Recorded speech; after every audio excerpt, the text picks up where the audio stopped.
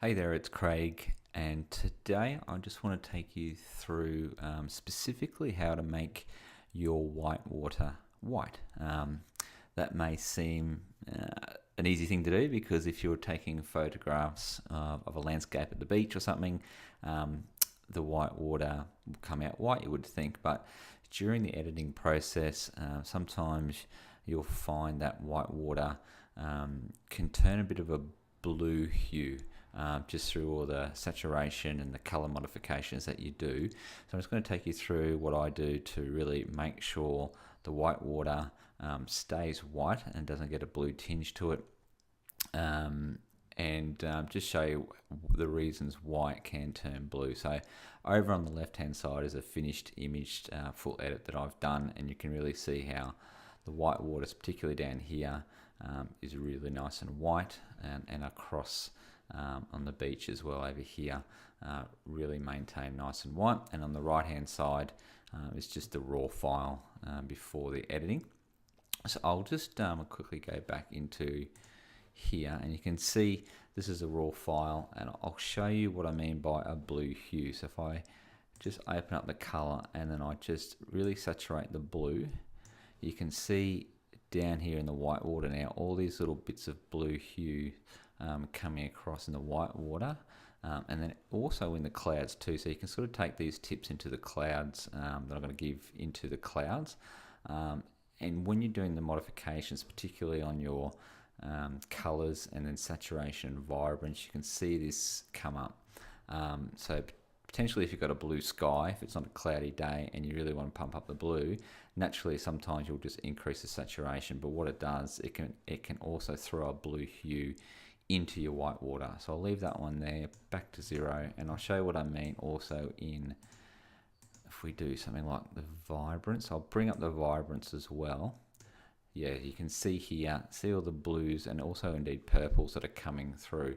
So if you do want to increase the saturation, say for your sunrise or your sunset, by increasing the vibrance, you can drag some of those color hues into your white water, which you don't want to do. So I'll take you through what I do to really make sure the white water stays white. Really, it's just some nice, simple, easy tricks in custom adjustments that I do here. So I'll do a new custom adjustment here with my brush, and really what I do is I reduce the saturation, increase the exposure, and then whites is really critical here. So I'll take that up all the way up to 100.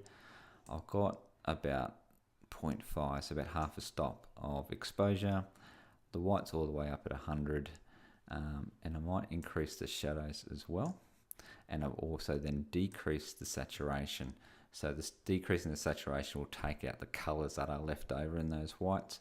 We really want to make the whites stand out, so I'm bringing them all the way up, and the shadows and exposure just really make it brighter. So if I paint this in here, just in that white water, you can see the difference already that I'm doing this. So I've probably done it too much here, but I'll just for this tutorial sort of show you what I mean by that.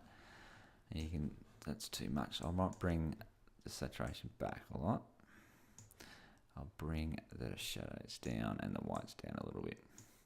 So all of a sudden now you can see the whitewash is really white.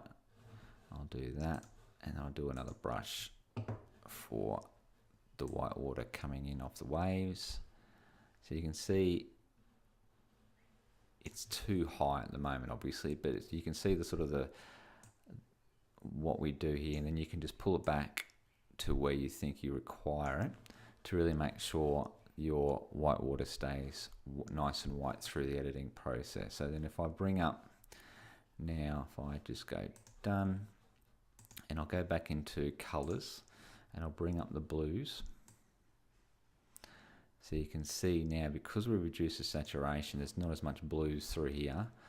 So there's a few little bits and pieces left, but this is a really nice, nifty trick that you can do just to make sure that your white water does stay white, and then through the editing process where you might be bumping up your colors through your vibrance or your saturation, it's not affecting the white water.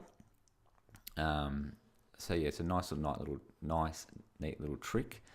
And then generally what else you can do is down in the calibration, you've got these primary red primary, green primary, and blue primary that affects the whole image in the camera calibration area.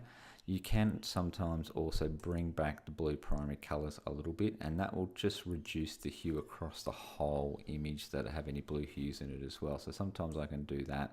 It will affect blue areas of your image that you want to keep blue, but particularly for a cloudy day like this, I find reducing the blue primary colors in camera calibration is really useful, because you can really keep those grey clouds nice and grey, and you keep your white water nice and white. The cameras, particularly on Nikons, tend to throw a bit of a cooler blue hue throughout the images, so that's a tip for Nikon users as well. But that's just a quick, easy way to make sure your white water stays white, and I'll show you again what that finished image looks like in the end when I've done all the adjustments.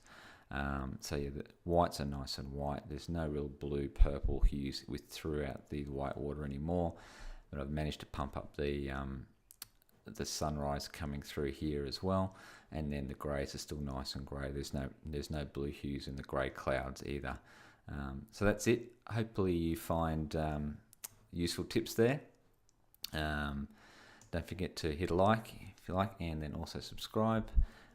And thank you very much for watching. I'll talk to you all soon. Bye.